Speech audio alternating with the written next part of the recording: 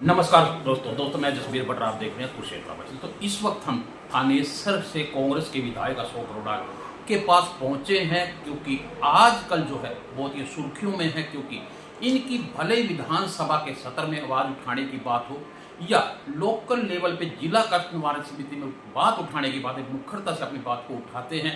और कल भी एक बड़ा मुद्दा जो है भ्रष्टाचार को लेके जो है जिला कष्ट निवारण समिति की बैठक में इन्होंने उठाया। बात इनसे करेंगे। प्रधान जी नमस्कार। नमस्कार। प्रधान जी, बड़ी आजकल तीखे तेवर आज अपनाए हुए हैं आपने, क्योंकि भले विधानसभा का स्तर हो, जिला कष्ट निवारण समिति हो, तो वास्तव में हो रहा है ये इतना सारा घपला भ्रष्टाचार। थानेसर की जनता ने विधानसभा चुनाव के अंदर जो ड्यूटी मुझे एमएलए बना के सौंपी है, मैं प्रयास कर रहा हूँ कि ईमानदारी से सुने।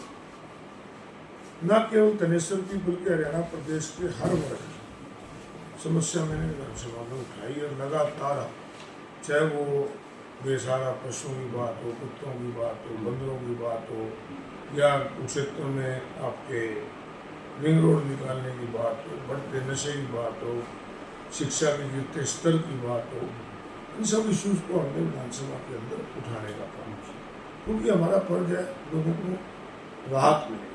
और जहाँ तक थानेसर की बात है, थानेसर में बरसात का सीजन यहाँ शुरू होने लगा और ऐसी हालात है कि टेंडरों को 6 महीने 8 महीने, कईयों को 1 साल हो गया और काम शुरू उसमें नहीं हुआ।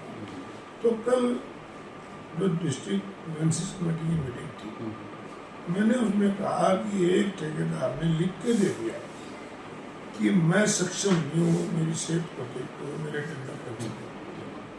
तो ऐसे ठेकेदार जो पहले टेंडर ले लेते हैं, बाद में काम नहीं करते, उनको ब्लैक लिस्ट करो, शॉर्ट नोटिस पे टेंडर में बुलाओ और लोगों की राहत देने का काम करो।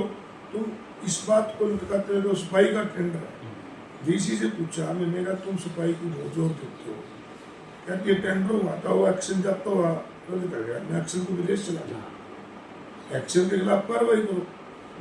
टेंडर अब सफाई और बरसात शुरू हो जाएगी, फिर क्या करोगे तुम? तो इस प्रकार का भ्रष्टाचार, इतनी आदतें खराब पड़ी हुई हैं। कोशिश कर रहा हूँ इनको सुधरे और सुधारने का प्रयास करूँगा। मेरी जिम्मेवारी है, लोगों ने वोट दे के अपना फर्ज निभाया, अब मैं अपनी ड्यूटी ईमानदारी से करूँ। कल एक बड़ा ऑब्जेक्शन लगातार आप पहले भी उठाते हैं, लोग बागों के मन में भी है कि हारे हुए विधायक भी जो है मेन, क्योंकि वहाँ पर ग्रीवेंसेस कमेटी के मेंबर जो रूल उसका है, तो ऐसे में तो ग्रीवेंसेस कमेटी का मेंबर ही शायद वहाँ बैठ सकता है। हमारा देश जो है संविधान से चलता है, बाबा साहब ने सबके अधिकारों को उसमें बताया है। तो मैंने कल भी कहा था कि संविधान के मुताबिक चला, संविधान में जिसका अधिकार बनता है वो अपनी बात होती है, अपने आगे बैठे भावनाओं से नहीं चलता कि मैं उस पार्टी का हूँ, मेरे मित्रता है, ये हमारे संविधान से चलेगा, प्रोटोकॉल से चलेगा।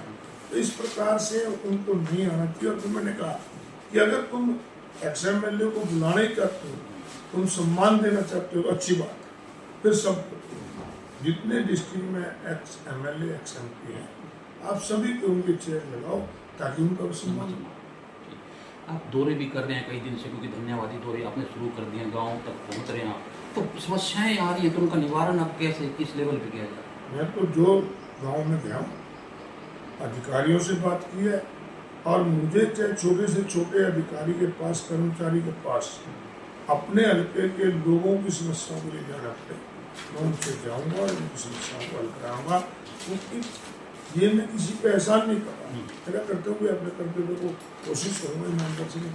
अधिकारी, क्योंकि आप विधायक अधिकारी को आप बुला भी सकते हैं, तो ऐसे में उनके वहाँ जाना ठीक रहेगा, क्योंकि आप उनकी बैठक भी ले सकते हैं। कोई इसमें फर्क नहीं पड़ता, लोगों के काम के लिए मुझे किसी के द्वार में जाना पड़ेगा, मैं खुद ही काम जाकर वो काम छोड़ के मेरे पास आए, मेरे एक के लिए लोगों ने काम कर जाना, इसलिए मैं ही चला जाऊँगा।